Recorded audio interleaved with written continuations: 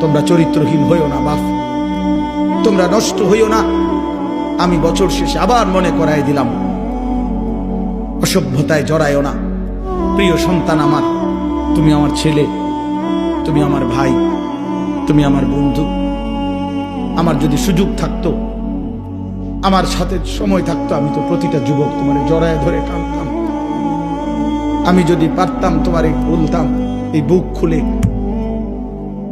যে তুমি কেন নামাজ পড়ো না, কেন তুমি আল্লাহকে ছেড়ে দিলা। আল্লাহকে বাদ দিয়ে দোস্ত কেউ ইজ্জত পায় না, কেউ না।